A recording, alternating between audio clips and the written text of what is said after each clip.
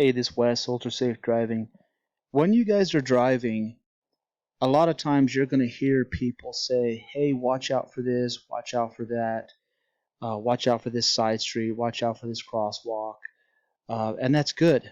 Good. That's keep in mind the first step in being a defensive driver is you have to say where are people coming from, not just cars, pedestrians, and bicyclists. And then you say, okay, where are people coming from, and then you want to prioritize which one's going to be the biggest potential problem, which one is the biggest hazard. And there are certain things you can look for to help you determine which area is the biggest potential hazard. For one, you've got to look at your visibility. You could say somebody's coming from the left, somebody's coming from the right. Which one has the worst visibility? Because if there's bad visibility, then there's bad reaction time. You got to be able to see things. So you're saying, where are people coming from? Where are people coming from where I can't see them? Who is closest to hit me? So there could be an area where you say, well, I can't see very good around this corner, but I do see a car coming from the other side. You actually see a car from the other side. So then you might prioritize, as in the car coming from your right, the car that you can see is your biggest potential problem because you can actually see them. You may not be able to see if a car is coming from another side. Now, again, it could be, depending on the situation, it could be the other way around. You could think that I see a car coming, that car is not that big of a deal because I see that car, and maybe they see me. You might not want to assume that, but maybe they might see you. And then you can say, well, I'm going to focus on where I can't see, because if I can't see a car coming, then they can't see me. So again, it kind of depends on the situation. So what I got going on here on this Google Street View is, or Google Earth Street View, that is to show you an example of it. Now, let's say you're driving down a road, and either myself or another supervisor, or maybe it's even you, that says, hey, there's a side street here, there's an area where somebody could come out and could be an issue. Again, you're identifying where people are coming from, you're thinking there's a blind spot, it's close to me, and is definitely an issue. That's good. That's the first step, is you have acknowledged risk. Great job. Most people don't even get to that step. They're too busy texting, tailgating, or speeding, and so a lot of times they can't even acknowledge the risk. So acknowledging the risk, where people are coming from, is the first step. Congratulations. Good job. You're already driving a lot better than many of the people out there on the road. So let's take a look at this situation. Now, you may not be able to kind of get the full idea here, because I was hoping Street View would be a lot lower to the ground to show the blind spot of this fence right here, but I think you'll get the idea. So as you're driving down a road like this, you could say, you know what? Where are people coming from? The right, the left there. You could say a driveway there, definitely the road here, and you could say in back of you. Okay. Now, I'm not going to talk about what to do with the person in back of you, because that's a whole different lesson, and it would go on too long. So what I'm basically getting at is on the sides here. Now, a lot of people could say, well, you got to look at the car in front of you because that's a definite potential problem. Well, that's why you have following distance. Okay, if the guy in front of you could slam on the brakes, well, that is definitely a potential problem, but that's easily fixed, usually with just backing off and creating space, creating more following distance. So I'm not even going to talk about the person in front of you. This is mainly to the sides. So let's say you're driving down this road and somebody says, hey, careful, somebody could pop out around this fence right here. It happened to me once before, so you got to watch out for that. Excellent. That's very, very good. But we got to go further than that. If you want to be an advanced driver, you've got to go beyond that. Okay, so let's go down and talk about it a little bit. Okay, so let me zoom down here a bit, get a little closer down here. Okay. Now, as you can see, the fence is not on the right corner here. So, again, you might have to use a little bit of your imagination to assume that there is a fence here, a blind spot, but basically there is a visibility hazard. And on this street, there actually kind of is a visibility hazard because there's a lot of bushes and the people park here. So, anyways, a little more than the right. The right actually, or I'm sorry, the left. The left actually has fairly decent visibility as you get closer down the roadway. As you get closer here, this visibility is obstructed. And you could say, well, I'm closest to over here as well. The space here, I'm closer to the right. So not only is there more of a visibility issue here, but I'm actually closer to it. Less of a visibility here. There is more visibility here, plus I am further away from it here. So, going back to how to prioritize which is the bigger risk, those are some things that I would look at there. So let's say as you go down this road here, somebody says, watch out for the street on the right. Somebody could pop out there. Okay, great. Now let's go one step further. What kind of collision are you trying to avoid here? Well, obviously somebody coming from the right straight into the side of you would be what they call a broadside collision or a T-bone collision. And they are no good, especially for your passenger, if it's your passenger that's going to get hit. So you say, okay, I don't want to get hit by somebody coming out there, okay? And okay, good. Now we're getting somewhere. We're starting to go a step further. It's not fun thinking about collisions. And please keep in mind that this technique that we're about to talk about here, it applies everywhere. It applies in all situations here. Okay, so rather than a street on the right, it could be a bicyclist on the right there. Okay, so let's go ahead and go a little bit further here. So as you approach, you say there's a potential problem on the right. Somebody could come from the right.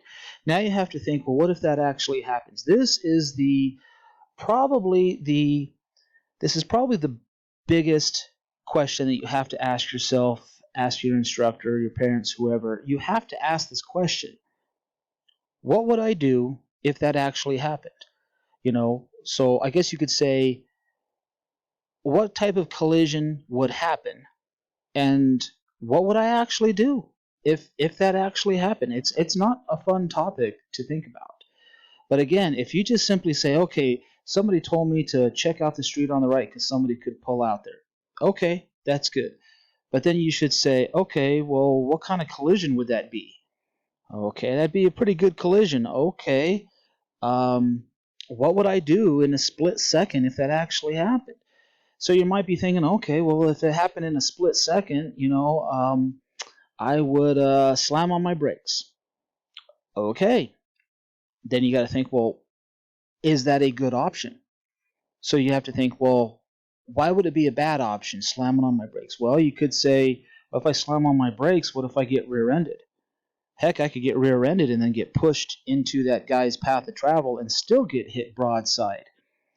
So you might say, okay, well, let me see if I even have that option. Aha, now we're getting somewhere. Now you're saying, hey, in a split second, I might slam on my brakes here. And you say, okay, well, let me see if I even have that option. Yep, I have that option. I'm being tailgated, or I'm not being tailgated. Now, let's say you are being tailgated. You say, well, I don't want to slam on my brakes or get rear-ended. So you might say, well, maybe I will swerve to the left. Because remember, all living creatures on this planet, all living creatures do the same thing to avoid a collision. You do the same techniques to avoid a collision pushing a shopping cart as you do driving. You brake, you swerve, you might brake and swerve, or you might accelerate. Those are the basic ways that all living creatures on this planet avoid colliding with another object. So you've already said, well, what about braking? What about stopping? Well, check your rear view mirror. And if you are in a situation where you say, if you forget to check your rear view mirror, then you better be checking to see if you can swerve. Because again, you might say, what if somebody comes from the right? I might swerve over here to the left. Okay, so that might be a very natural instinct to swerve, especially if they're coming from at a precise angle and time that you would swerve. It kind of depends on where they're going to hit you. Okay, if they're just barely going to nip the tail end of your car, then who knows? Maybe just hitting the gas a little bit might help you out there. Usually, hitting the gas will not help you out in the situation, but it depends on when they're coming out. If they're coming out, kind of on the front right, and they're going to hit maybe the front of your car, then maybe slamming on the brakes could do it. But if it's a situation where you feel like somebody would come out right at the side of the car, it's very likely you're naturally going to swerve left. So you say, okay, so I might swerve left. Okay, so is there any potential problems with swerving left? Then you'd say, okay, well, let me take a look. Let me look up and down the left side here and over here. You know what? It looks clear. So what you've basically done here is you're driving, you've identified where people are coming from, which is the bigger risk, and in this case, the right situation here. You've said, what could happen? A T-bone collision, a broadside collision. What might I do? I might slam on my brakes or swerve. And then you're saying, well, is it even safe to slam on my brakes? Let me check. Is it even safe to swerve left? Let me check. So you've identified a potential problem on the right. You're looking to the left, and you might look in back of you. Again, you may not even have time to look in back of you. And also, a natural instinct a lot of times is basically to swerve. So again, if you have a brake option, then that's wonderful. Okay, but a lot of times it may catch you by surprise and you don't even have time to check your rearview mirror. But when you are driving down the road, your eyes should naturally be drifting back and forth. And what you're looking for is where people are coming from, but you're also keeping tabs on where you can and can't go, such as swerve options, escape routes. Okay, so as you're driving down the road here, you see a potential problem on the right, you look to the left because that's where you might want to go, and you say, well, can I swerve to the left? Now, if it doesn't happen, great. I'm not going to be disappointed if it doesn't happen. I mean, but in case it does happen, hey, and I've done it in driver's training. I have grabbed the wheel, and I've done it when I've been driving. We have swerved into other lanes, and this, if you want to, we can go a little more advanced. This is where what I call situational awareness comes into play, where you can and cannot go. We were driving downtown on a one-way street on Main Street, and I asked the student, could you get into the right lane if you had to? Now, I did not identify a potential risk on either the left or right. See, this is kind of jumping ahead, but this is the ultimate level of advanced driving, is I didn't even identify a potential risk on the right or left side of the road. I just asked the student, could they get in the right lane for whatever reason? If the lane were going to end, whatever the case may be, something in the lane, it I just happened to ask, could you get in the right lane? I didn't know that 5 seconds later a car would turn out going the wrong way and be coming right towards us.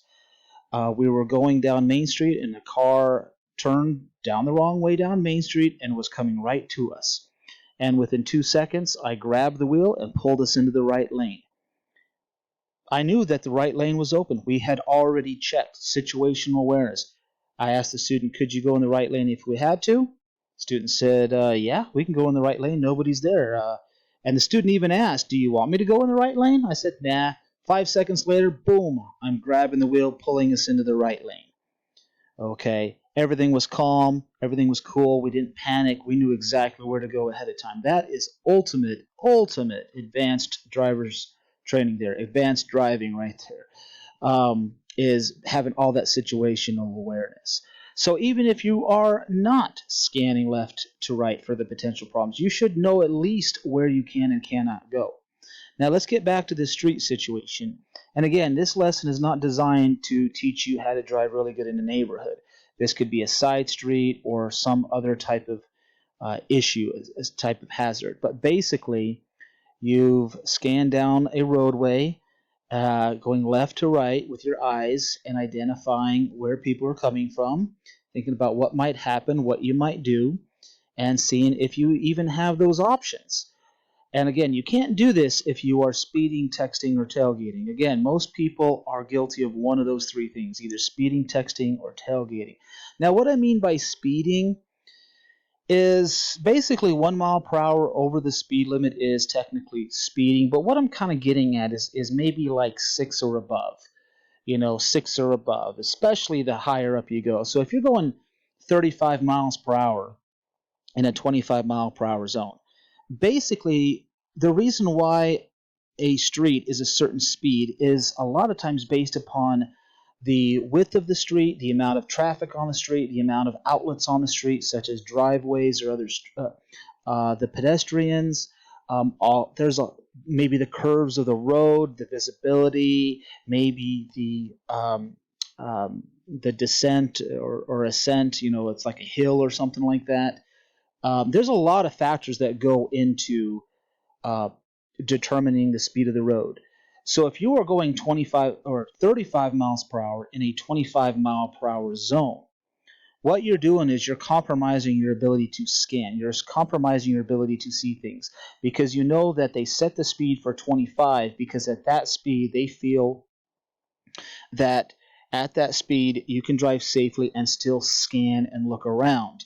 Okay, but if you're driving faster than the speed limit, then what's happening is your ability to scan starts to get compromised. For instance, if you went down this neighborhood street at 40 miles per hour, I guarantee you're not going to scan over here into this guy's driveway to see if his little kid is coming out on a bicycle. Okay, this is a 20 mile per hour little neighborhood road. If you were going 40, you would probably be looking further down the roadway. Your immediate surroundings, your scanning would be compromised. In fact, you'd start turning into a total blur in your peripheral vision. And of course, you'd be looking more at the road itself, making sure you are in correct lane position. So in actuality, the faster you drive, your priorities will change. In fact, a lot of times your priority is just to stay on the road itself, which means you have to actually look at the road. So, anyways, what I'm getting at here is, yeah, when it comes to speeding, when I say speeding, texting, or tailgating, speeding is generally what I'm getting at is probably about 6 or over the speed limit, how it compromises. So if you're speeding, texting, or tailgating, you definitely cannot do this technique. So the vast majority of drivers, I will be completely honest that they are not advanced drivers. They are not defensive drivers. Okay, because they're usually guilty of one of those three. And when it comes to texting, that also includes looking at GPSs and looking at things and doing things they shouldn't be doing. So anyways, you're going down this road, potential problems on both sides. This one is the bigger one because of visibility and you're closer to it. You're thinking, I want to avoid a broadside collision. And what might I do? You might brake or swerve. Okay, that's really good. That is so much better than most people when they drive. That analysis is 10 times better than the average driver. But we're going to go even further here. We're going to go even further. We're going to actually take a look and say, well, what can we do to prevent the brake and the swerve?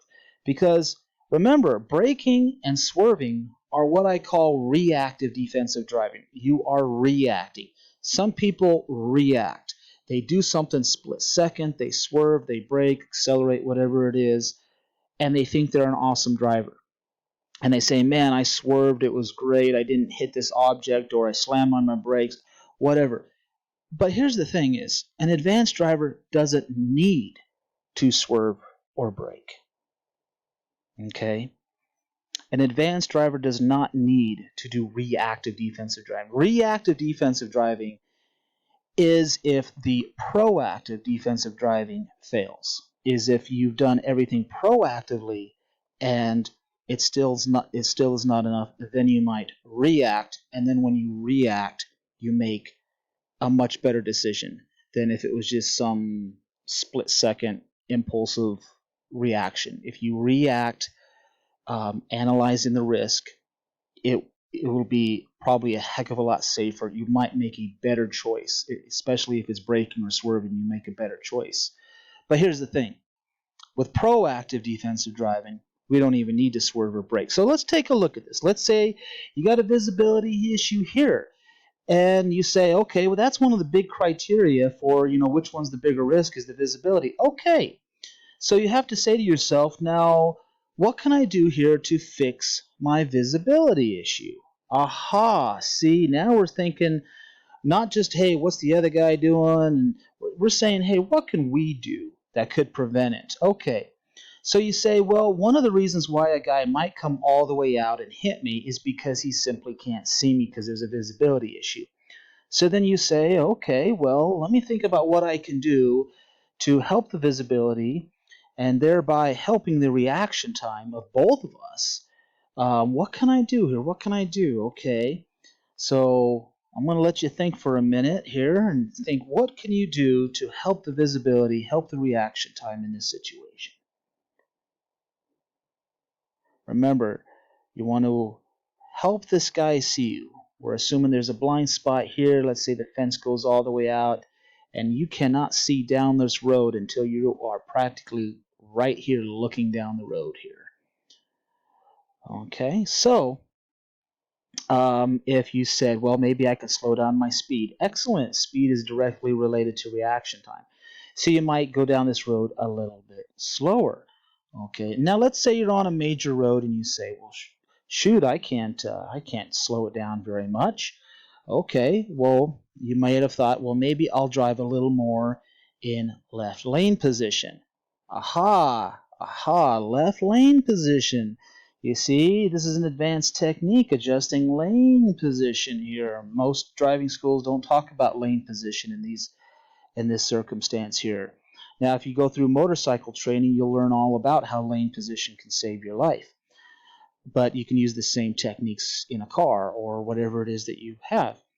So you're saying, well, maybe if I drive a little more to the left, it might help the visibility, help the angle around this blind spot just a little bit better. Okay, and also you have to keep in mind that, remember, you've already scanned, and let's say potential problem on the right, can I go to the left? And you say, yeah, well, I can swerve, it's open. But then you're thinking, well, I don't really want to swerve. I want to do proactive defensive driving. So you say, I want to get in left lane position. You've already checked. You have the swerve option. If you can swerve, then you might as well drive more to the left. So it makes perfect sense. You've already checked left. You could swerve, but instead of swerving, we're just going to get out a little bit. Okay? So you've said I can adjust my speed maybe a little and maybe adjust my lane position. There's two other fantastic ways to help visibility. One is the granddaddy of all defensive driving techniques, and that's to have extra following distance if there's somebody in front of you. The closer you are to the vehicle in front of you, the more likely somebody may not see you, especially if it's a larger vehicle in front of you. The other technique is the easiest technique of all, the easiest defensive driving technique, and that is simply turn on your full headlights. And especially in this situation, as you can see, the sun is in back of this Google car with a camera here. And so basically, if somebody were pulling out, they may, even if there was no fence, they may pull out in front of you or hit you or whatever because they don't even see you because the sun is right in back of you. So if you were driving down here and you had your full headlights on, they may see your headlights, maybe not even directly, maybe off the reflection off of this car. Maybe there's a blind spot here, and as this guy's coming down, he sees the glimmer of headlights off of something along here, off the reflection. So your full headlights during the day, very, very simple technique. Takes 1 second when you start the car, 1 second when you turn off the car. It's the easiest, simplest defensive driving technique there is in the world because it takes so little amount of time and little effort. But again, you have to get over the fact that, one, you're not legally required to do it, and two, most people don't have their headlights on during the day. But if you look at a lot of safe companies out there, delivery drivers, whatever, a lot of times they will have their full headlights on for safety. Well, heck, if they do it, anybody can do it. But it's just not a cultural thing, and it's not a legally required thing. But if you can just put on your full headlights, very simple, good chance at some point in your driving career, you will help somebody see you and they will not pull out. You may not know it, but at some point in your driving career, you may have prevented somebody from pulling out in front of you or hitting you simply because of your headlights. So in this situation, we're talking more about lane position adjustment and speed control. Now, lane position adjustment, let me ask you, if there was no visibility issue here and you could actually see down this roadway here, pretty good. So you're thinking they can also see me. if there was good visibility here, is being in the left lane position beneficial? Is it still beneficial? Because again, when you said, well, left lane position could help see around a fence, especially like, let's say it's this driveway here and somebody could come out here. Again, this driveway, this road here, same thing, visibility issue, a place where people are coming from. It's virtually no difference in my book between this driveway and this road. It's all the same technique. I don't want a car coming to hit me here or me hitting somebody. I don't want a car coming out of here and hitting me, or I don't want to hit a kid. So it's the same thing. So again, your left lane position helps see around fences. But what if there is no fence? What if there is no blind spot? What if there's good visibility down the roadway? Is the left lane position still beneficial? And the answer is yes. Okay, so let's think about it here. So the left lane position, I'll say this, if anything, now this may sound kind of second grade type stuff, but basically, if you're in left lane position and there's nobody over here, no potential problems over here, then you're just further away from danger. That's basically it. You're just further away from danger.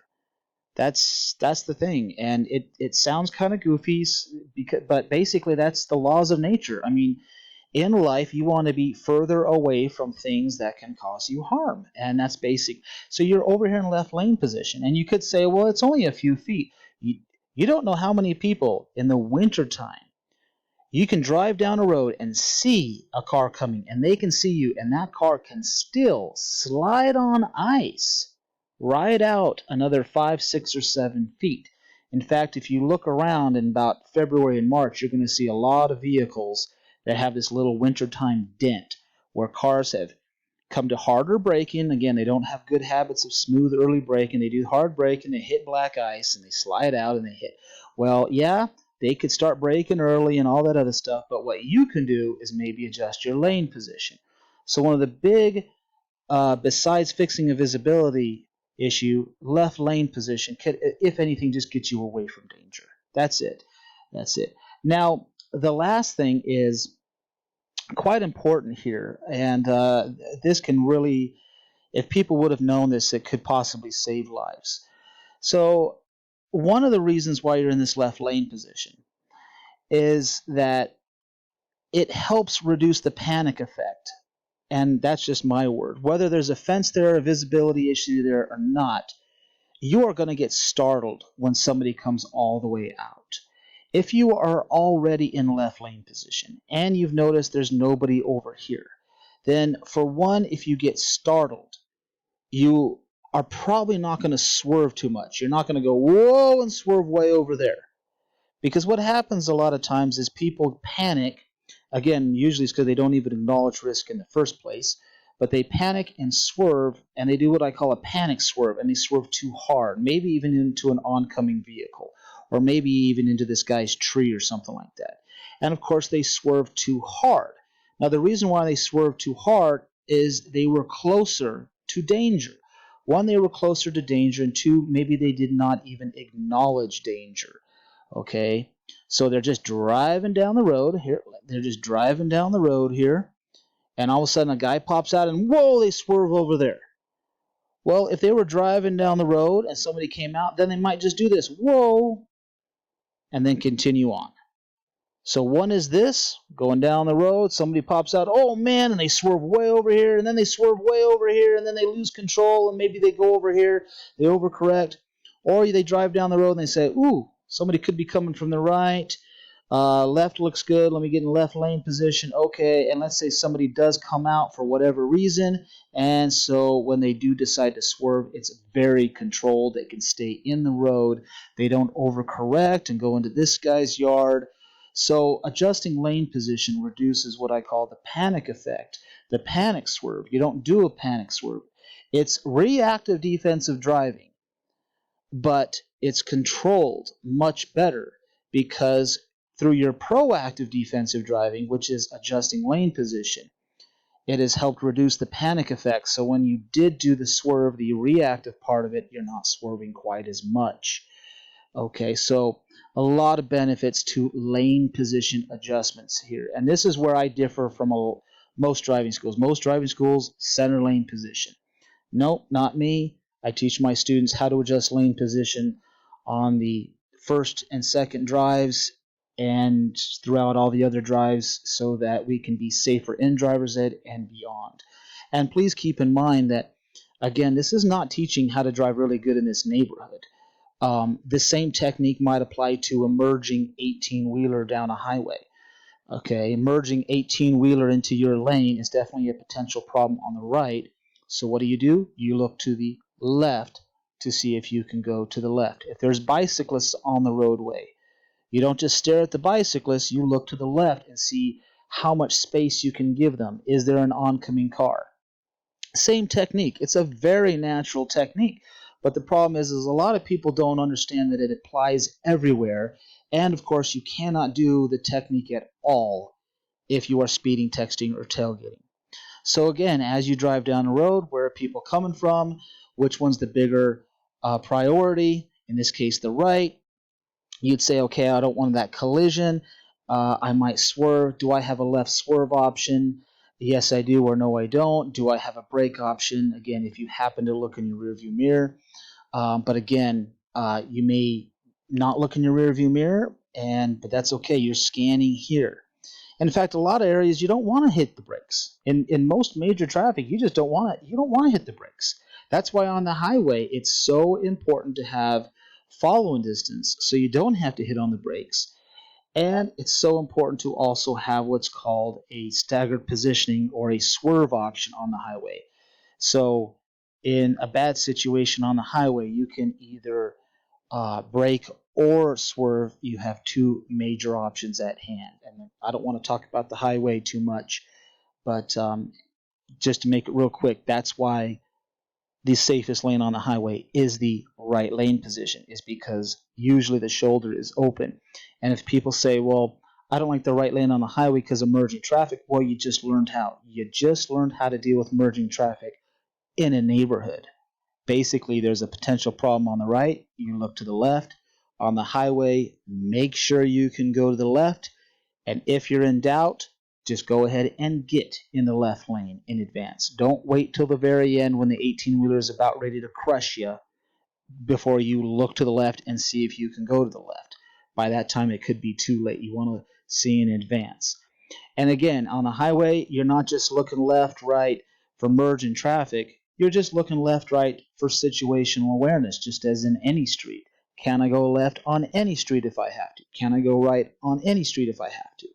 This is advanced defensive driving, where we've talked about scanning, prioritizing, seeing what type of collision it is, what we might do in a split second, and of course, proactively, what can we do to prevent it. And the ultimate defensive driving is just full-time situational awareness, even if you don't see the potential problem.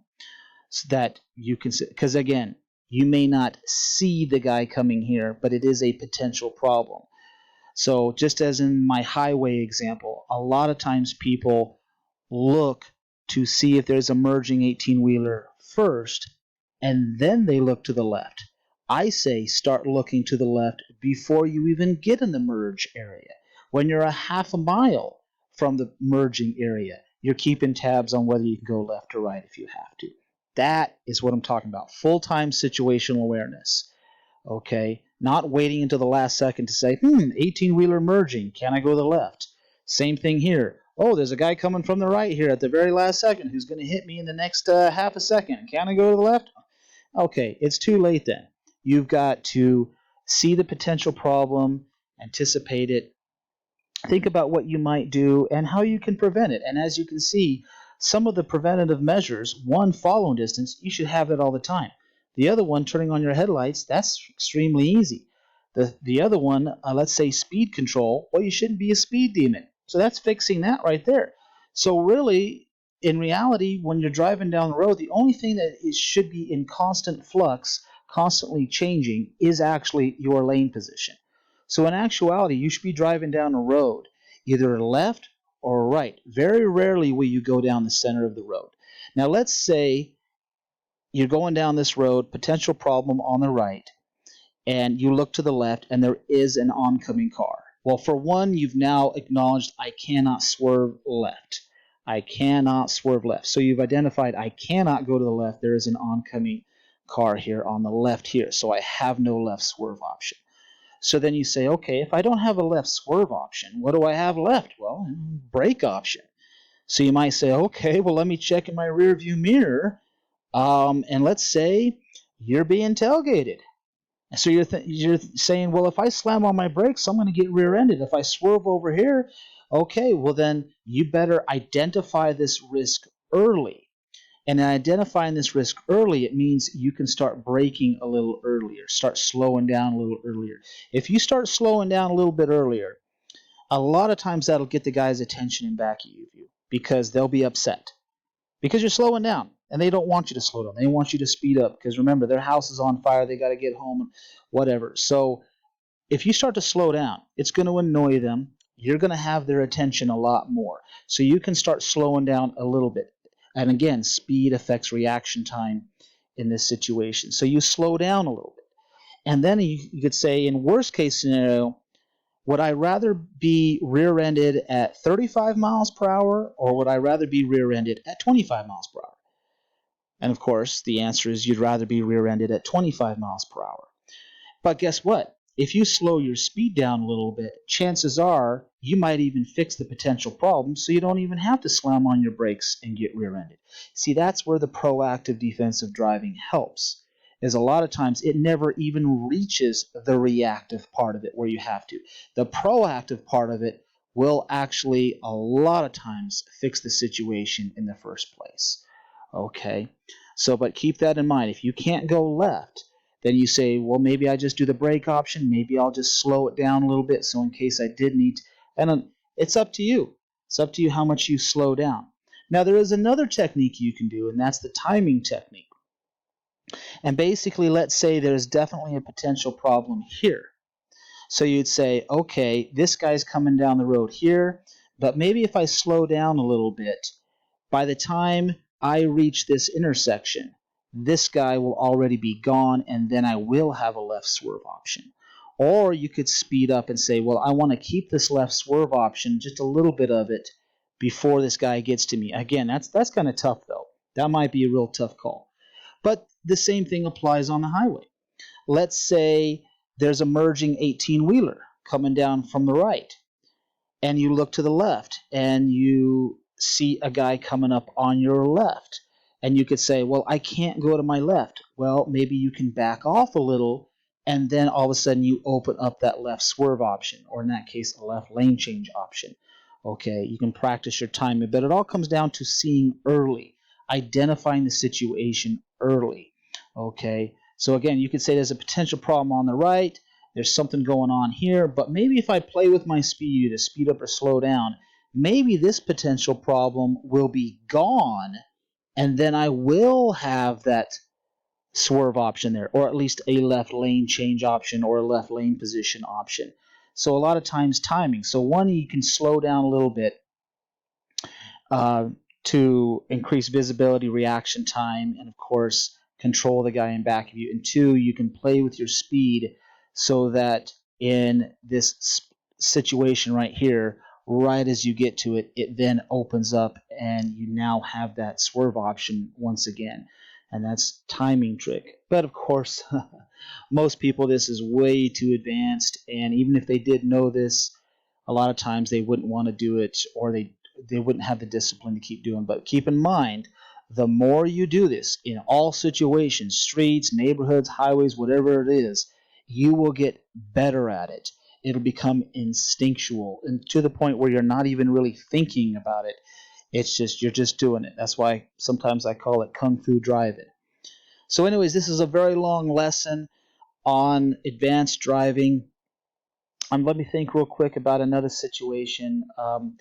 Not really, not really. And if you do, well, let's say there is a potential problem on the right and the left. They are equal potential problems. Center lane position, maybe slow your speed a little bit if it's necessary, or if you're capable. but a lot of times that's where center lane position happens. Most driving schools and supervisors will want you in center lane position so that if you drift, you're still okay, and then if you drift over here, you're still going to be okay. That's not me. I'm not worried about you drifting. We're gonna beat the drifting thing pretty easy, pretty quickly. So we're gonna dive right into adjusting lane position immediately for safety to help us be safer as we drive down the road.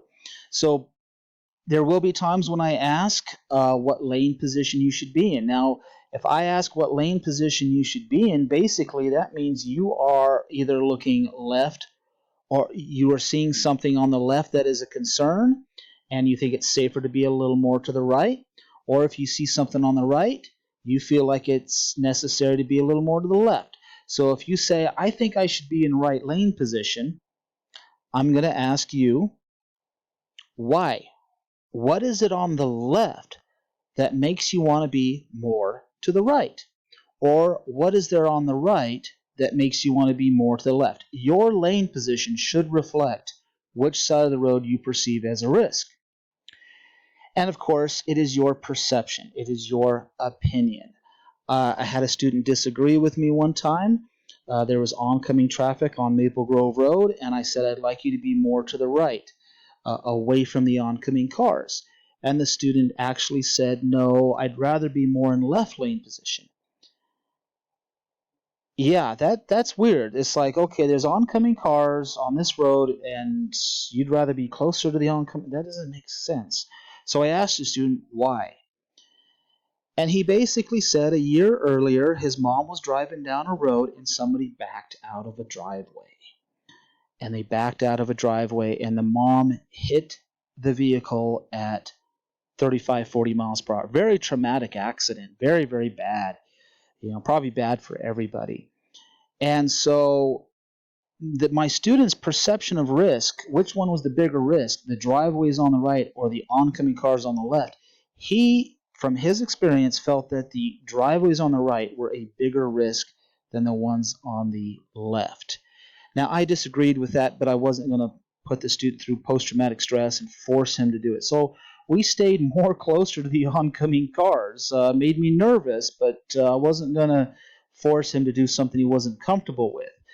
But that's an example of how your opinion, your experiences can definitely help you make that decision. The unfortunate thing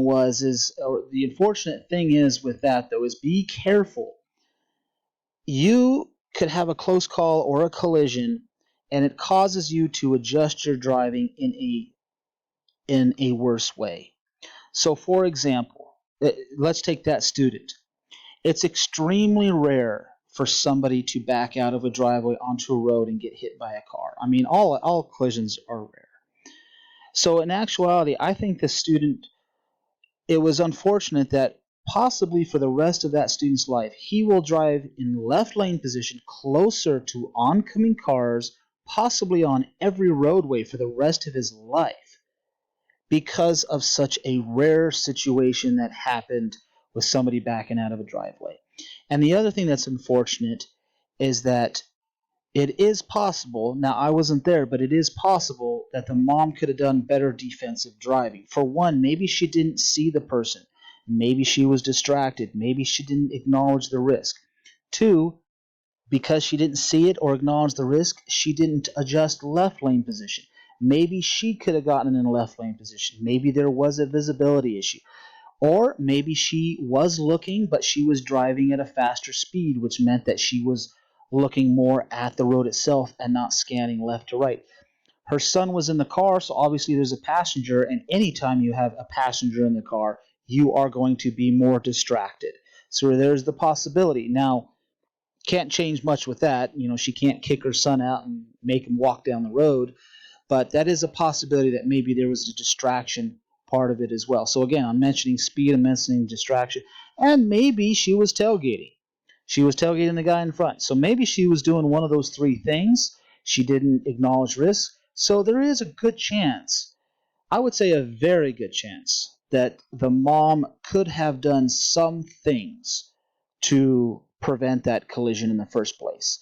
But again, most people, they have a close call or a collision, they point the finger at the other guy, and of course they think that there's nothing I could have done better, and I follow the law, and I'm a wonderful driver, and the other guy's a jerk, the other guy broke the law, blah, blah, blah, blah, blah. So, but from where I come from, majority of wrecks can be prevented with proactive defensive driving. So that's what I'm getting at here. So again, your lane position, your acknowledging risk, comes down to your it's your opinion, but please keep in mind that your driving experiences can lead you to actually have the wrong opinion. And that sounds dumb. The wrong opinion, it's an opinion. How can it be wrong? Well, I believe that yes, there are some wrong opinions of where the risk is coming from. And sometimes people make a bad choice of what to do or where to be or what to do on a road because of some really rare situation that happened in the past. And of course, now because of that super rare situation, they're modifying their driving differently. And of course, it's unfortunate because that super rare situation possibly could have been avoided in the first place with a little knowledge and a little discipline. So that's where I come in. The driver's training comes in is knowledge. It's up to you to continue this discipline for the rest of your driving life. So again, this is a long video, but this covers probably, gosh, I'd say at least 80 to 90% of driver's training. And again, I'm not talking very specifics here. I'm not talking about the size of a road, the size of a vehicle, the speed limit of a road, the congestion, the amount of traffic on a road. I'm keeping things simple here. So a lot of people start thinking about the size of a vehicle or the speed of the road. This defensive driving technique, or just simply having following distance defensive driving technique, are universal everywhere. A person once told me, they said, Wes, you can't plan on every situation to happen. There's millions of different things that can happen on the road. You just don't know what's going to happen. And I said, go ahead and name a few. And as the person named some situations that might happen, I said, okay, that's a brake option. That's a swerve. Maybe that's a swerve and a brake. Okay, that's a swerve option. Okay, if that happens, I'd hit the brake. If that happens, I might swerve. You see, if you really break it down to its most simplest elements, really you only do a few things to avoid colliding with another person or creature or object or whatever. You only do a few simple things. Once you acknowledge that, then all driving, defensive driving, can be very simple, but you have to at least be able to acknowledge the risk. You can't be speeding, texting, or tailgating. You have to have situational awareness. You have to have driving skills where you can actually scan the roadways left to right while staying on the road itself. You have to have these things in place before you can even do the defensive driving. And if you think this is a lot of work, and some people could say, well, that's just too much work and it's taking all the fun out of driving. Okay, then, fine. Then just drive the way you want to do. But it's going to be hard for me to have sympathy if you get into a bad wreck, a wreck that was preventable with a little bit of discipline and knowledge. Most people have a desire to drive safe, but it gets clouded over. Their desire to drive safe gets overridden by just wanting to get somewhere on time or laziness, that type of thing. So that's where the discipline comes in. Discipline with time management, discipline with your knowledge of driving. And remember, it's all for the reason. You want to go out there and go from point A to point B safely so that you can get something done at point B, get something done, return to your family, whatever point B is. You're going to point B, so obviously whatever it is that you're going to be doing at point B is important to you, is important to other people. You've got to get to point B safely. Driving, it's nice to drive relaxed and enjoy the drive, but you have to have discipline. You have to think of it as work because you're not out there by yourself. One poor decision can change or end somebody else's life forever. And that other person could have friends, possibly has a family. Okay? So there is a chain reaction, a ripple effect. If you injure or kill another person out there, you are devastating the lives of many, many other people that you may never even know, you may never even see. It is important that you take driving seriously. So watch this video again 2 or 3 times to get the idea down of how to scan, what you're looking for, what type of collision you want to avoid, what would happen if it actually happened, and what proactive techniques that you can do to fix the situation with a lane position, lights, following distance, speed control. You do have a lot of power to avoid these collisions.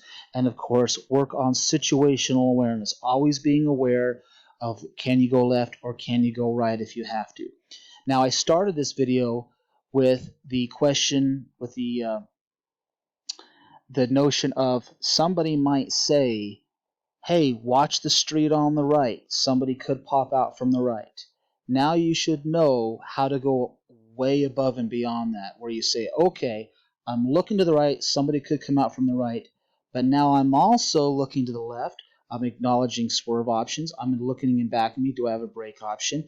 And I'm acknowledging, well, what can I do to possibly prevent this from happening in the first place? Now you've gone much, much further into driving, rather than just simply noticing where something bad can happen.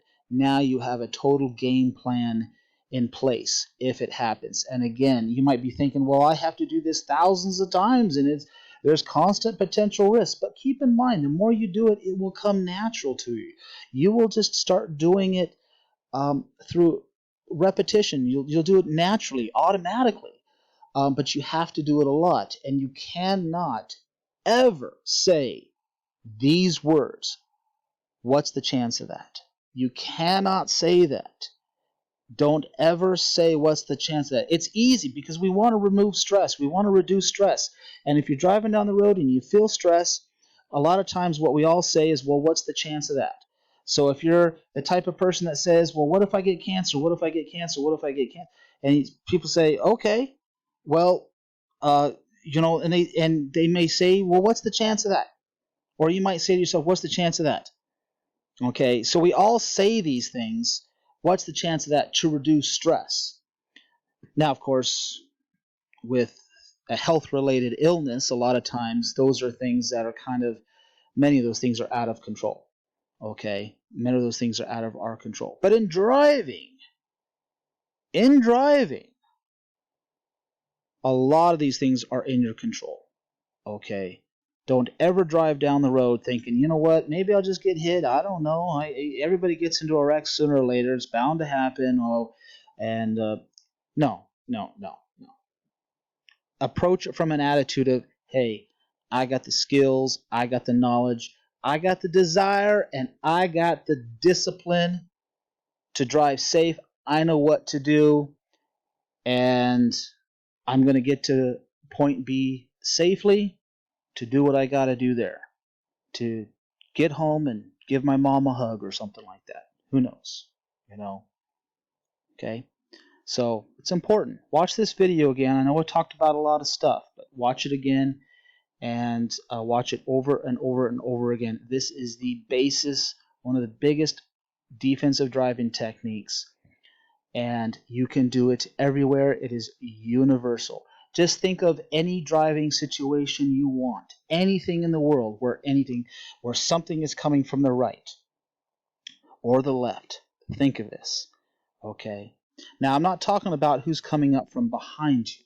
That's another video, okay? And if you say, well, another potential problem is somebody in front of me. Well, to me, that's about the easiest thing in the world to fix. Following distance. 1, watch the person in front of you. 2, back off enough so you don't really even have to watch the guy in front of you very much. See, that's really simple. Just keep in mind, the majority of all your potential risks are going to be from the right. That's basic, or the right or the left. I'm sorry, the right or the left. That's basically it. Okay? What's in front of you should not be much of an issue. Your eyes are already scanning that area. You have good following distance.